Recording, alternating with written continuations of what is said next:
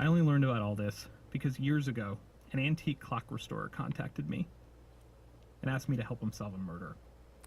S-Town is the biggest blockbuster podcast in history, and it's set in our backyard in Alabama. The show hit a record 10 million downloads just 4 days after its release, and now it's hit 40 million. 40 million. And in Bibb County, where the show is set, there's a lot of talk about what the show got right and what it got wrong. CBS 42 News reporter Brittany Bivens went to investigate and show you the people and the places you hear about in the podcast but have never seen before. Brittany? Yeah, that's right, Jim. S-Town introduces the world to the small Bibb County town of Woodstock. It's the town in the story where that S stands for something we cannot say on TV, but it sums up how the main character, John B. McLemore, feels. I went to Woodstock to meet people who knew John B., people whose lives were opened up for the world to hear. I only learned about all this because years ago, an antique clock restorer contacted me and asked me to help him solve a murder. This is S-Town. You kind of think that you hate to be labeled that forever. Because the truth is more complicated than the label. I had no idea what it would become, and I don't think anybody else did either. This is Tyler Goodson, a familiar voice to fans of the podcast. I'm roughneck, country as a butterbean, but I just work and try to take care of my kids.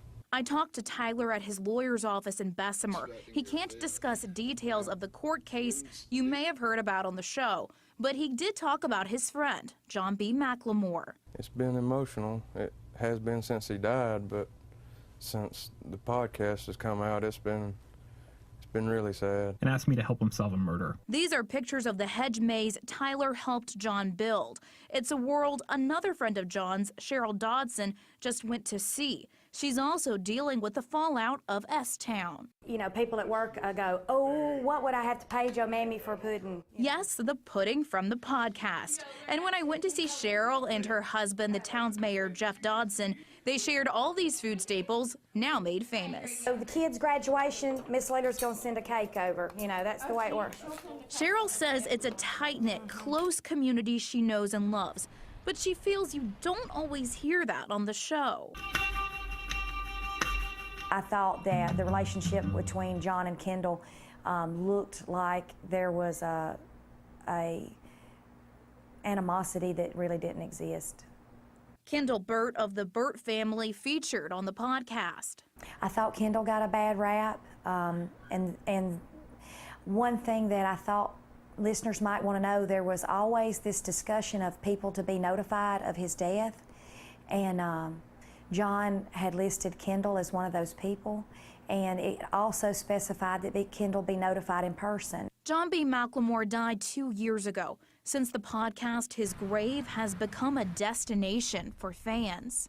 Used to visit the graveyard every now and then, but I don't really want to no more. People crawling out the woods. Some of his friends question whether John B. would want his most personal secrets available for global download. You know, you have to think he wouldn't have. You know, I mean, who would have? I mean, it was pretty. Some of it was pretty damn. You know, it was pretty personal. Others are determined to give this story a positive ending. This is Southern gossip at its worst and its best. Cheryl Dodson keeps a few of John B.'s belongings. The clock that brought them together, his height marked on her door. We measured John. His favorite wildflowers in his old jars. A new blog where she says she wants to share more stories of her town, a town made famous by a man and a podcast. It was actually a motto off one of the sundials. It said, tedious and brief. And that's what life is, tedious and brief. I said about this podcast, I said, you know, if we take anything away from it, maybe it shows us how we could be a little bit more compassionate and understanding of others. Maybe we can take that away from it. Woodstock leaders have told me they've seen visitors from all over the world who want to see S-Town for themselves. We have more photos of the places and characters from the podcast and other web exclusives over at WIAT.com. Live in the studio, Brittany Bivens, CBS 42 News, local coverage you can count on.